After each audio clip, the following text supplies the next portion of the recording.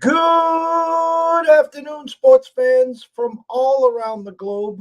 I am your host, Jeff Dawson, East Coast Sports Investors, and this is your midday market report for Wednesday, June 22nd, 2022. Our weekly trip across the border to the NHL and CFL expert, the one and only Mr. Andrew McInnis. As today we will talk game four, the biggest game of the season, obviously, for both teams. And week number three in the CFL. And I have to say this, I watched a lot of CFL on the weekend there, Andrew. You got me hooked. I was really interested in that Elk game, especially the first half. It did go under, but the other side did cover. So we were talking about what my eyes saw there. So without further ado, let's bring him on, the one and only Mr. Andrew McInnis. Hello, hello. How are you, sir? I'm doing a lot better after I just heard you were watching some CFL. I love to hear it, and I love hearing the market report. I can't even do the accent. All I can do is be happy to be here and think about some of the Bostonian accents I can replicate, and some of them I can't. And I won't even try and do that one. The market report, like you always say there, I just absolutely love it there. And I got to say a happy belated Father's Day to you as well, Jeff. Well, same to you. Pup's part of the family, so right back at you there. I was laughing on social media, which I always do, Twitter, and we had some great eyes. I thought we did. I think it was was it the Stampede down 24-0? Was it Calgary? Yeah, And everyone laughing at us, laughing, and oops, it goes 30-30 and 33-30. Thanks for playing. Those feel good. Those feel good. If you're going to have a good season, you got to have some comebacks like that. And you know what? Thursday night, I had the under in the Montreal-Toronto game. And then I also ended up on the money line with Toronto. Quite a bit of juice on that. But with these wacky CFL scores with the 1 point, Jeff, it's sometimes you're almost willing, if you like the team, to just take the juice. Chip shot. 18 yarder for the Montreal Alouettes. And I'm on with Morency last night, and I said, it was near the end of my segment, I said, Kahari Jones, the head coach of the Alouettes, iced his own kicker. And he got after me. He said, what? He says, you don't actually believe in that stuff, do you? I said, of course. I used to be a volleyball coach, Jeff, and you get 2 timeouts per each set. And I was that coach that would say, I would not call it if I didn't have to. I would save my 2 timeouts. One time the other team was up. They needed 1 more point to win. They're at the service line. I call a timeout. Players go into the huddle. We all talk for a little while. Players go back out on the court. I looked at the referee and said, you know what? I didn't get everything I needed. I'm going to call another timeout. What happens? The other team, this is like high school too.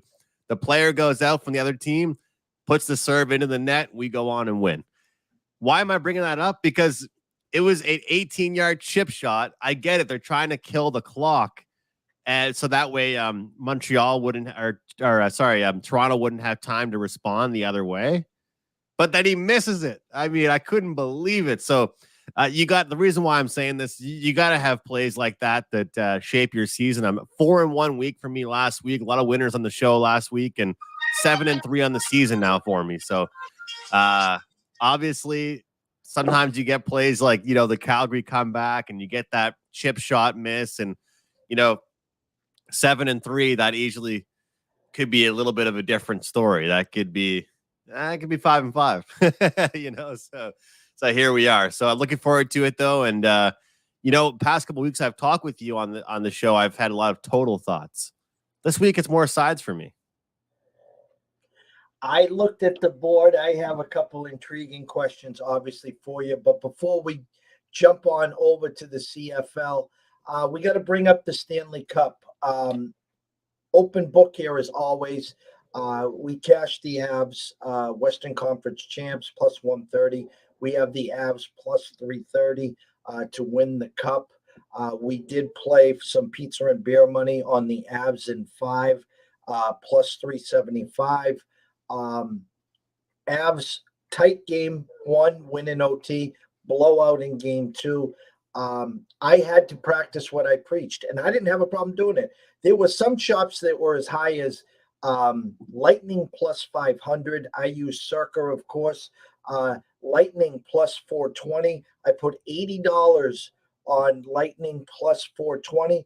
So I got Avs plus 330 in the left hand, Lightning plus 330 in the right hand.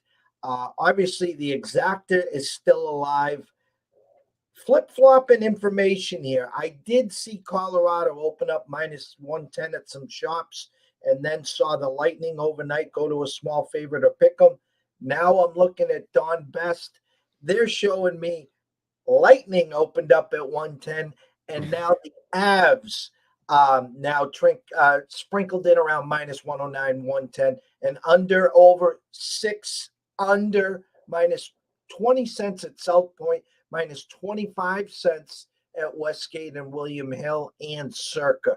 So, with all that said, give us your thoughts about today's game. Well, look, I think that number one, I've talked about how important home ice is in the playoffs for at least some teams compared to others. But for some reason, Jeff, I've been on kind of the kick today and yesterday saying, you know what? Tampa Bay didn't win that game because they were at home. They won the game because they played well. And they won the game because they had secondary scoring. They won it because they had Vasilevsky doing Vasilevsky things. It wasn't because of where they were geographically. It wasn't because who was cheering for them. It wasn't because the goal horn is louder when they score. It was because they played well. And I think that if they're going to win again tonight, it's not going to be because they have the last change or because it's like they have home ice advantage. It's because they had a full team effort. So I ask the question I kind of throw out there, which is kind of, in my analysis here, is that you saw them win and put up 6 goals with Nick Paul scoring, Corey Perry scoring, Patrick Maroon scoring, and Anthony Cirelli scoring. To me, the normal Andrew McInnis would say that's one hell of a hockey game where all your depth pieces showed up, and Stamkos scored 2, but that's a complete hockey game.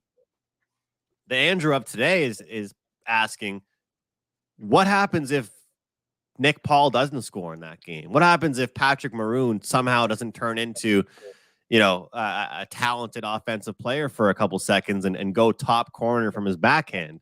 Because frankly, I don't know if those guys have it in them to do it back-to-back games. I'm disappointed in myself though, Jeff. I mentioned on my daily podcast, my daily hockey show, Corey Perry to score a goal. After we jump off the show, I said, you know what? It's a pretty good price on him to get a point at plus 160. I'll just take that. And of course, he scores a goal. So I should have stuck to my guns. But look, I think that you can't go anywhere but over. And I don't know. We saw Tampa Bay go 1 of 6 in the power play. I believe Colorado 2 of 4. 39 shots on goal for Colorado. They had upwards of 20 or 25 shots blocked. So think about that. They had 39 shots and they had over 20 shots blocked, I believe. Plenty of chances all over the ice for a third straight game. The first period over cashes as well. I'm impressed the most that not just Tampa Bay won that game, they won it putting up 6 goals. That goes to show it was a collective effort. I think it's hard to not go with the over again tonight. I don't see how we see a low scoring contest. I mean, if I would have told you, hey, Jeff, you know what? I just got back from the future here. Colorado's only going to score 2 tonight. We'd probably take the under, wouldn't we? And it still doesn't hit.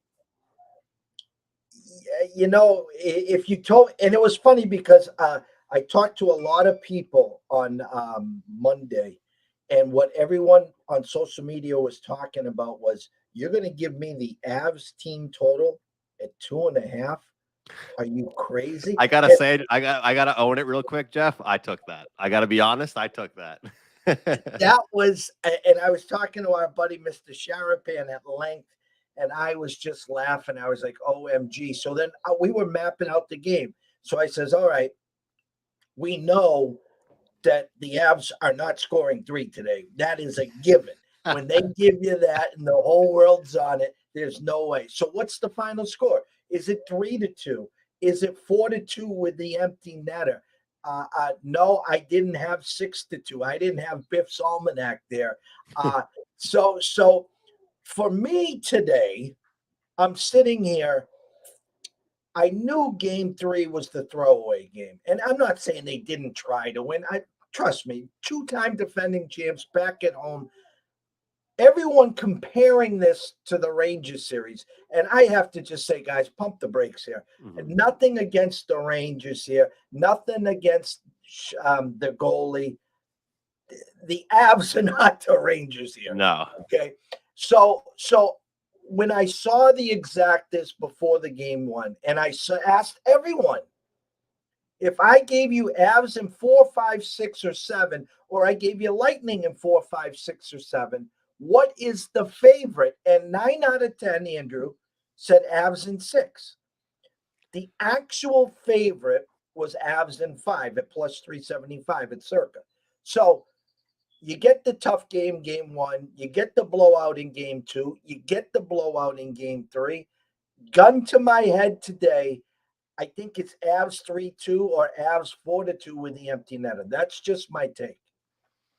I gotta say, I hope you copyrighted that statement, because I've been giving you credit all over the world about that. Because yeah, I mean, the way the odds were set up, you called it, and every single person was saying, including myself, this series will go 6. And actually, since we did that show together last week, I was saying, gentlemen sweep, gentlemen sweep, gentlemen sweep. You know, not the 4-0, maybe the 4-1. You know, is it fair to say that 6-2 loss wasn't exactly a 6-2 game? Is that fair to say? I mean, you take a look at the expected goal numbers. This might shock you. 6.68 to 4.33 in favor of Colorado. How crazy is that? And one team had 6 power plays, and that was Tampa. And they still got outscored in the expected category. 6. I mean, that to me is incredible. 6.68 to 4.33. Now, looking at the 5-on-5 expected goal scenarios here, 2.19 to 2.08. So to me, as many people know, I liked Colorado before the series to win it. But that sometimes is, see, I'm not as much of an analytical person unless it's like, of course, some spots in the playoffs, I talk about it a lot more. But for example, in the regular season, there was a stretch where the Pittsburgh Penguins, I remember, Jeff, they had like 4 or 5 games against really tough opponents. And then their next game after that was against a mediocre opponent. I don't remember exactly who it was against. And all I heard on Twitter was, my God, Pittsburgh is slumping. They're playing horrible hockey. It's like, no. They're just playing really good opponents. If you look at these numbers, they're playing decent hockey, right? And I look at this game, and it's just, to me, so interesting, because was the defense not very good? Was Colorado just not able to convert? Darcy Kemper gets yanked from the game. I'm not saying Tampa Bay didn't play a great game. They had a perfect game. Depth scoring, great defense, block shots, Vasilevsky. But did Colorado play a bad game? I don't think they did. I think my mindset was a little just warped coming into the game, because I thought this was the one game that, the Tampa was going to flex its muscles. Mm-hmm. Now, if I throw this at you, and it's probably not the right question, but I'm going to throw it. Who has more pressure on them tonight? Well, I'd say Colorado, because, like I said, I don't think home ice really matters. I mean, it's funny hearing myself say that, because they're still up 2-1. You know, Carmine asked me earlier, who do you go for? Who does Bednar put in nets tonight, right? And as much as I look at these expected numbers, and I say that I think Kemper's their guy. You got to ride with your guy. Have a short leash tonight. If he gets yanked early, start Francouz in game 5, right? But I do think that as much as I liked the post-game quotes from Colorado saying, we didn't think we were going to sweep. It's the Cup Finals. We're happy to be here. Look, I'm a McKinnon fan. No goals from him so far, but I liked his quotes. Honestly, he's showing a lot of maturity this year in the playoffs. Since one game, we didn't expect to dominate the whole round, and I like that. But I do think that the body language and the frustration level, it seemed like in the third period, Makar and McKinnon and those guys trying to do a little bit too much. It's kind of like in basketball. If you have a rim protector, a 6'11" guy just waiting there to swat you every time you go into the paint, those point guards start getting frustrated and they start taking bad shots from the outside. How many shots got blocked in that game for Colorado? And the body language between whistles was just frustration. So obviously, if Tampa Bay loses, they go down 3-1, but pressure's on here for Colorado, I think, to not only win, but have a better performance and convert on their chances. What are your thoughts on special teams here? I mean, I bring that up. I talk about the total. I was talking last night with Morency, and he was saying he's just shocked over at FanDuel to not see a 6.5 once again after those 3 games. 6 power play opportunities for Tampa, 4 for Colorado. And we see the total go over full game and first period, yet it remains at 6 once again.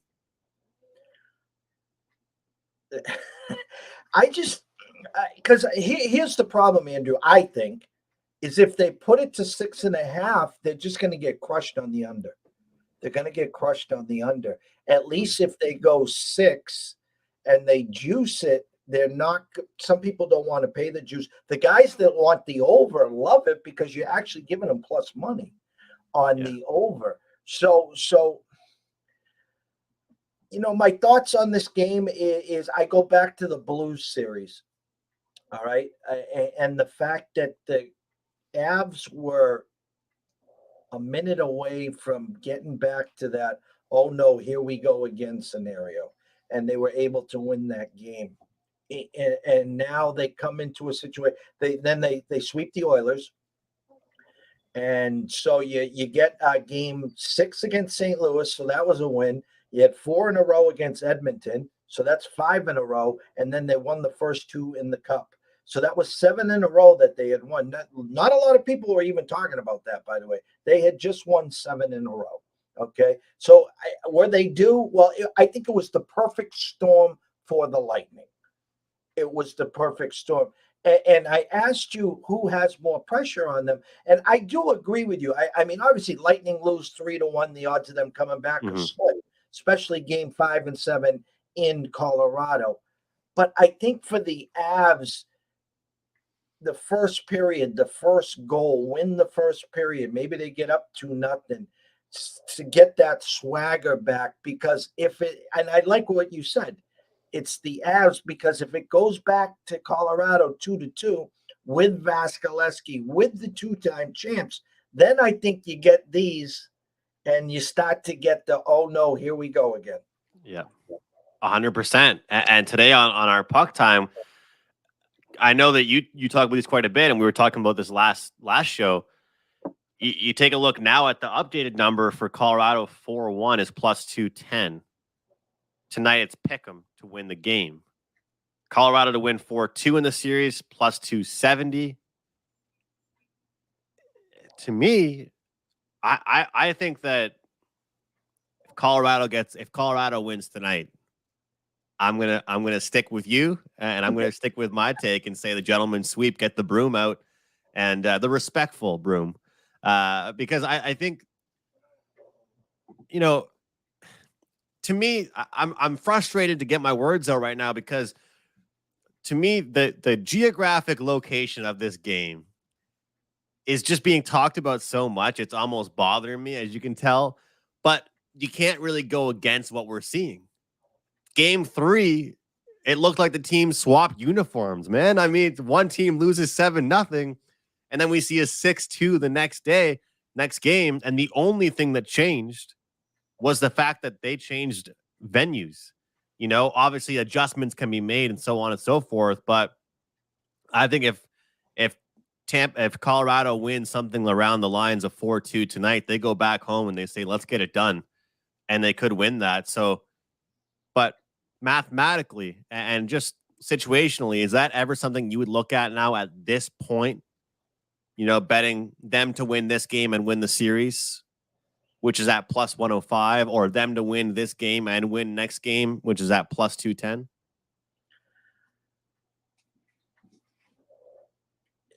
Okay, so you got to pick them in today's game, right? And they'll probably be minus. It will be inflated, obviously, if they win tonight. To take like 50 or 60, probably, right? Correct. You'll get the 40, 45 if they lose. So I guess when you actually look at the numbers, Andrew, they're still telling you it's going in 5. Yeah. Because they're giving you the plus 210, or the mind thought is, I'm getting the Lightning at a pick today. They're going to go back and lose game 5, and they're going to be plus 140, say, game 5. And then you're going to get a pick where actually by face-off, you might get Colorado minus 115, 120. They're baiting you to take it in 6, where they're still telling you for plus 210, it's going in 5. I know. And it's not like it's even that much juicier to get the in 6. It's interesting. It's interesting. I think I'll tell you one thing. If this game goes over again and in Colorado wins it, give me the over in the next one too for probably my biggest bet of the playoffs. Because in an elimination game, if Colorado wins or Tampa, I think that one goes over too. So shout out to my buddy, Mr. Chris Newman. Googsy, what is up? I hope you're behaving and had a great Father's Day. Let's transition CFL. And let's do it. I said, I watched a lot of CFL. I'm not an expert. I enjoyed it. What'd you think? I enjoyed it. I really did. It's different. Okay. Obviously, the 3 downs versus the 4 downs. You do see some teams when they get up to that 55-yard line, somewhere in there, they'll take a few more shots. The play itself, I thought was a lot better than I literally have watched 1 minute of the USFL. That was 1 minute I can't get back in my life, and I'm not a fan of that. I enjoy watching quality, and these kids, they come to play. I was really focused on the Elks just to see if you would get that bounce back. And first possession, actually, no, I think it was the third possession. Here they got it, they held them to punting, and then they got to roughen the punter, and then the team comes down and scored from there. But I enjoyed it. Like with Dan on Fridays, I'm enjoying watching the lacrosse. I watched it too. He gave me Chrome to win. What a sweat that was. Oh my God. I've never watched. I mean, that was like an hour and whatever of time. I was just like, there was like a 5-0 run against us and then a 5-0 run on our favorite. I might watch lacrosse again this weekend. It's good. And like I said, we're getting to the dog days of summer. Everyone's going to say 10 weeks till football. I say this all the time. Kids out of school, summer cottages, barbecues, cookouts, the whole 9 yards. I get that part of it. But in my eyes, there's 9 weeks to build up momentum, to still build up on the bankroll. There's plenty of options, whether it's CFL, lacrosse, Russian ping pong. They all catch the same at the window. Yes, sir. They certainly do. Real quick, I wanted to say about the CFL. John Hodge, who runs 3downnation.com and a contributor there for them.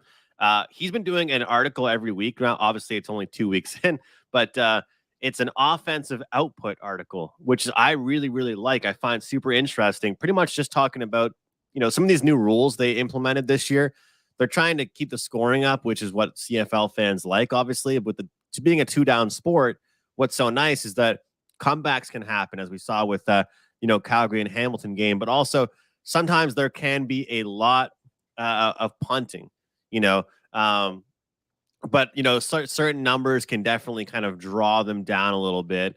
But taking a look at some of these numbers here, Points dropped by 16% from week 1 to 2, with low scoring gains of Montreal and Toronto, Winnipeg and Ottawa. But we're still seeing scoring up and punts down. More teams going for on third down, less punts. I'm happy to see it. Hey, listen, you got me. I'm hook, line, and sinker here. So tomorrow, I don't have to convince you anymore. Nope, not at all. Not at all. Tomorrow, Rough Riders at the Alouettes. 7:30 kickoff. Currently, Rough Riders -3.5, and under/over of a flat 46. Money line, Rough Riders -170, and the Montreal Alouettes at +145. All these numbers that I'll be giving out can be found at DraftKings as well. Yeah, so it's funny because when you play a team like the Edmonton Elks, who you just talked about, you ask yourself as a sports bettor, you see a team beat them and you say, well, how good is that team? Right? That's what we're asking ourselves this week about BC. And we really could ask ourselves that about with Saskatchewan and BC. I mean, BC put up so many points against Edmonton. Saskatchewan had a pretty good game against Edmonton, probably could have been better. And, now you look at them going into Montreal, west to east, short week for them as Montreal is now playing back-to-back Thursday games. It was a Saturday game at nighttime there for Saskatchewan. Oh, yeah. And their veteran starting center is also out for the year with a broken fibula. So, I mean, it'll be a rookie starting at center for Saskatchewan. Now, the quotes I'm seeing from the team are somewhat realistic and somewhat positive, which as a sports bettor, you just love to see, Jeff. Like the coaching staff, quarterback, pretty much saying like, yeah, it kind of sucks. It's a short week. We trust him, but it'll take some time. They're pretty much telling us like, take the points, like it's like the quotes that we're seeing are pretty much letting us know it might not be an easy go of it for Saskatchewan. And the thing is about Saskatchewan is that they're not really a team, which is why I like the under in that Saskatchewan versus Edmonton game. They're not a team that's going to kill you in by just running the score up. They've got a great defense, but their possessions are also really long too. I'm curious now to see what kind of coverage we'll see Fajardo have, the quarterback of the Rough Riders, how much time he'll have in the pocket. And for Montreal, I talked with you before the season about this. And usually if you're right about things, it doesn't happen this quick. We've already seen a quarterback change, Jeff. We're sitting here in week 3. Trevor Harris will be the starting quarterback for the Montreal Alouettes on Thursday night. Vernon Adams Jr. was taken out of the game in week 2, and they never put him back in there. Harris will take over, and he's a guy that I think that as much as he likes to go downfield, he's a little safer. They call Vernon Adams, big play VA, because he makes big plays. He goes downfield. He's Mr. Interception, but also Mr. 70-yard bomb too. Sometimes you want the guy that just takes care of the ball. It's going to be real bad weather in Montreal on Thursday. Winds, rain. I think getting points with Montreal here, potentially, I think they're going to win outright, is a good call here. Let's start with a barking dog game 1 here, week 3. I love it. So sprinkle, taking plus the 3.5 and sprinkle in the plus 145 money line. Yes, sir. Home opener. I think they're going to get the job done. I got to ask you, did I tell you last week about the owner from Montreal? Do you remember me saying anything about the owner? He is absolutely hilarious for Montreal. He's on Twitter. His account isn't verified or anything, so a lot of people don't know if it's actually him or not. But he is he said last week before the game against Toronto, we are going to absolutely kill them. And of course, and the reaction was I should have sent it to you. After his team missed an 18-yard chip shot to lose the game, his reaction, of course, they immediately go to him on the cameras, right? And now he's hyping up the home opener, saying it's going to be a big win. He said, wait till game day. I'm going to tweet out my prediction.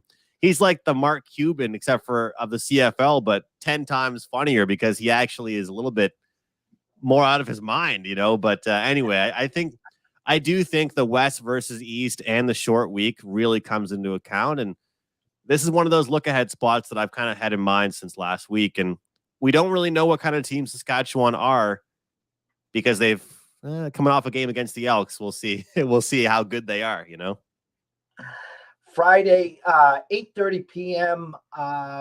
Kickoff. Hamilton travels to Winnipeg. Currently, Winnipeg -5, under over flat 43. Moneyline, Winnipeg -210. And you can grab Hamilton +180. So I'm looking at a page right now, and I wanted to remember these numbers here. I talked last week in the start of the season with you about the offensive line for Hamilton, how I was worried about some of the guys they lost, and it's been really clear. One thing about this line is that it's not like they're just they're struggling with the pass protection. It's more so running the ball. This is a team averaging just 26 rushing yards per game. You heard that right. 26 rushing yards per game on 3.3 yards per carry.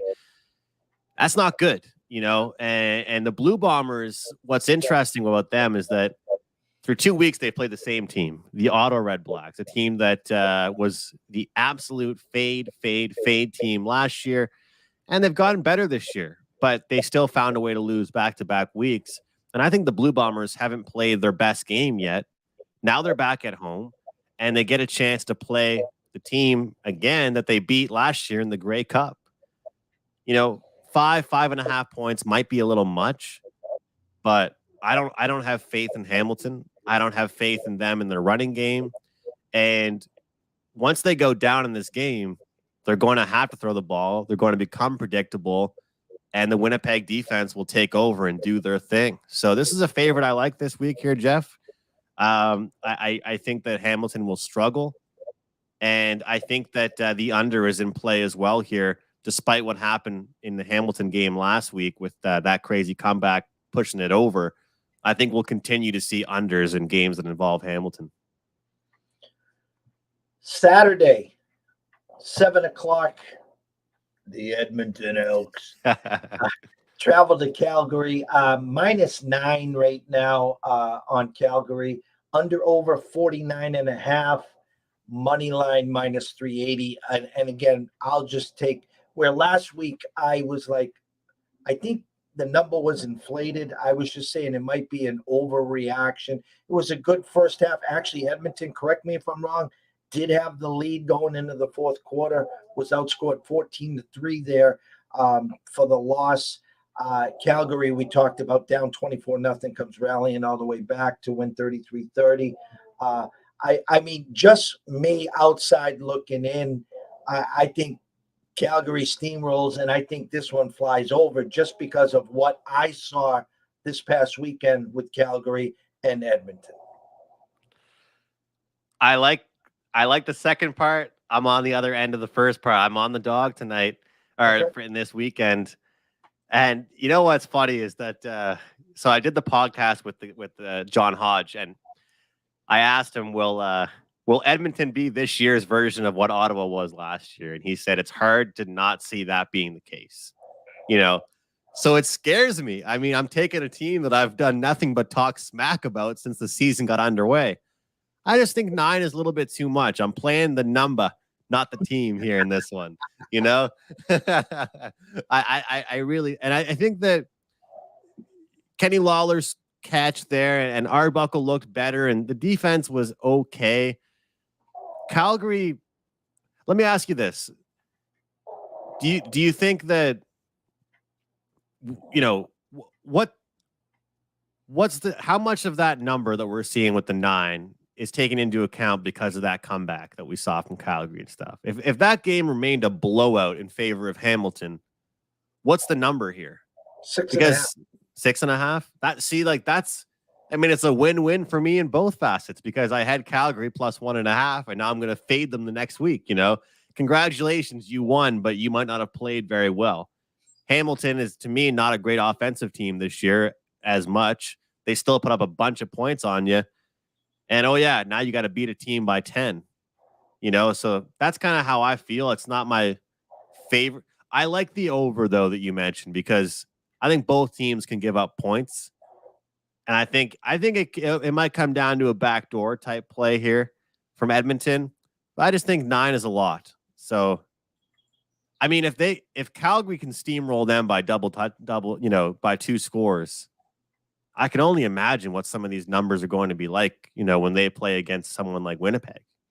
Well, it was funny listening to the commentators because they kept bringing up the first week to where they were in the first half. They was like, oh, already by now they were down by 2 scores.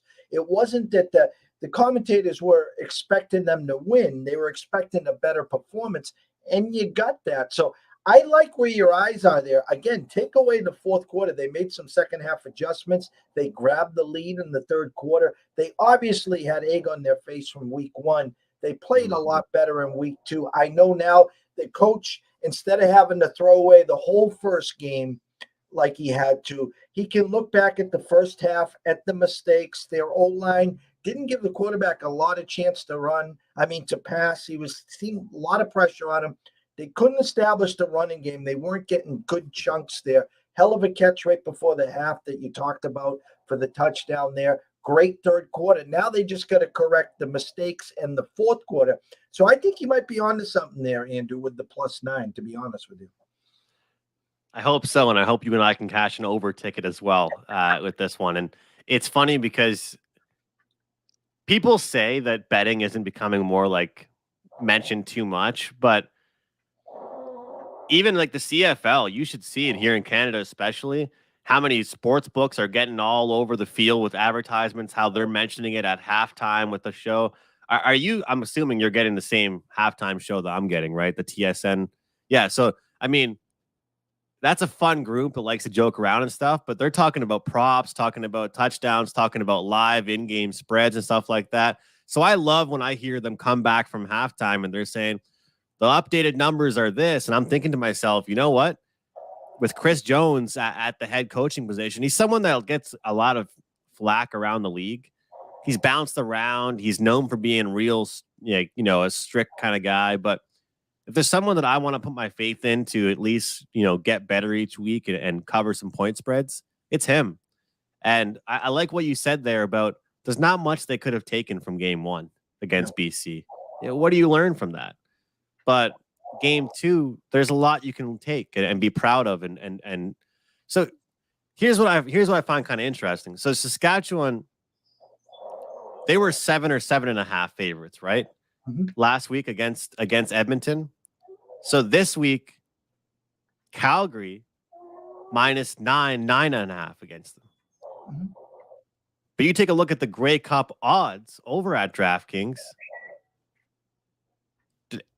Does that are Saskatchewan that much better than Calgary?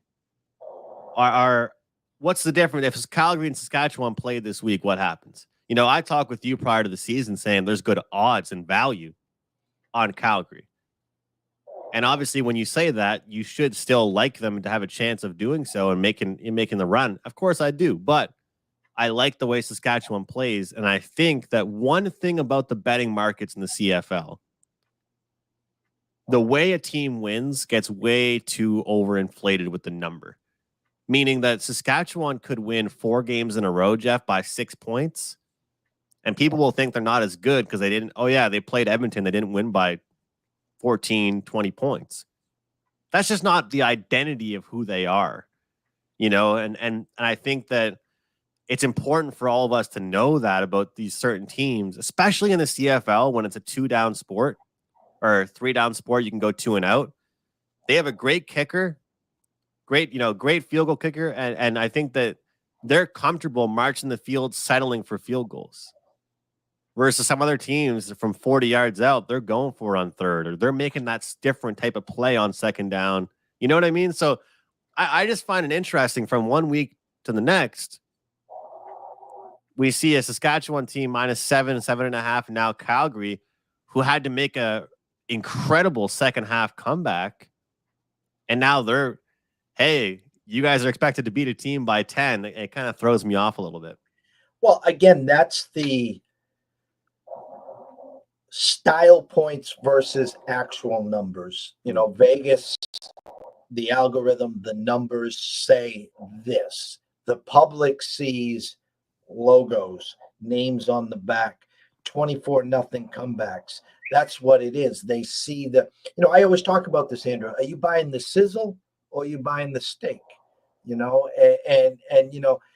you rather, what is it? White man can't jump. You rather look good and lose or look bad and win, Mhm. and I like the teams that grind it out. They don't care. It's kind of sad, especially in our lanes.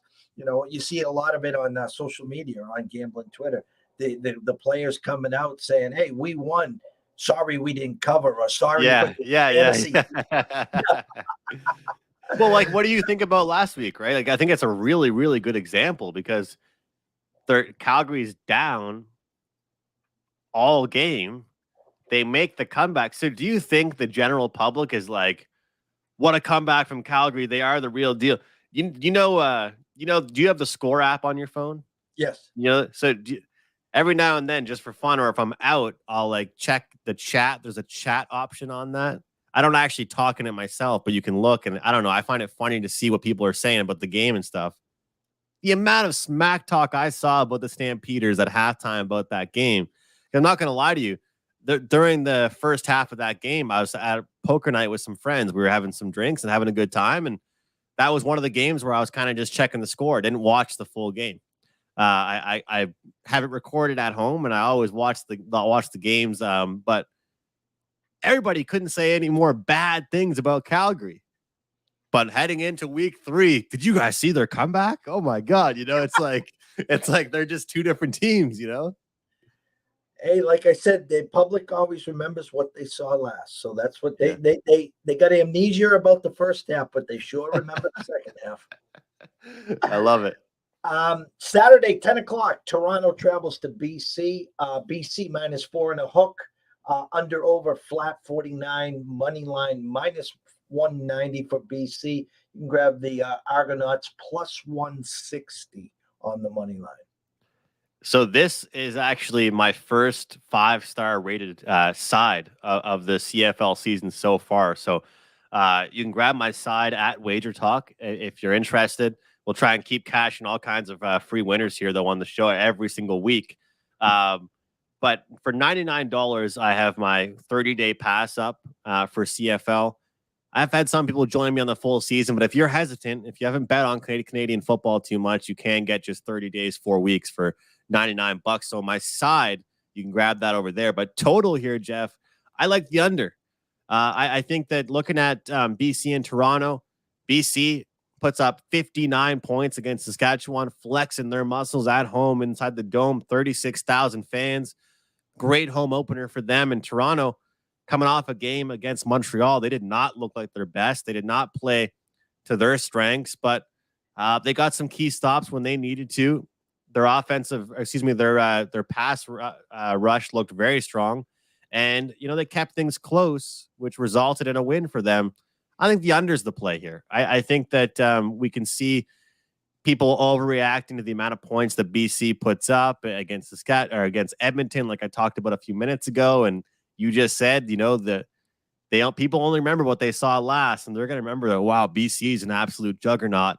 And I think we'll see a little bit more of a slower pace than some might expect. But my side play is my favorite play of the week here. The scroll has been running the whole time here. We have the promo code ECSI 15. I follow you at McInnis Picks, obviously at Wager Talk, at Sports Mayflower. They can go over to YouTube and subscribe there at Mayflower Sports. But as we always do at the end of every week, the stage is yours. Tell everyone where to find you.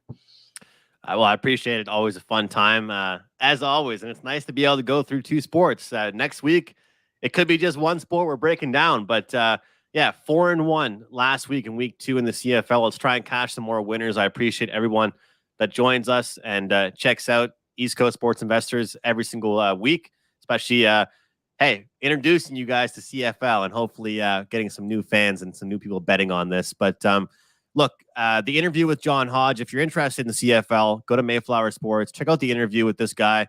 I really put a lot of effort into it. Had some great questions, I believe, that I asked him. And if you watch that, you might start to like the league quite a bit. And he's a guy that just lives and breathes CFL. So check that out if you're interested. And just like I mentioned, Jeff, $99 is what I have going personally at Wager Talk for 4 weeks of my CFL. So, hey, if you don't want to commit to the entire season, I understand.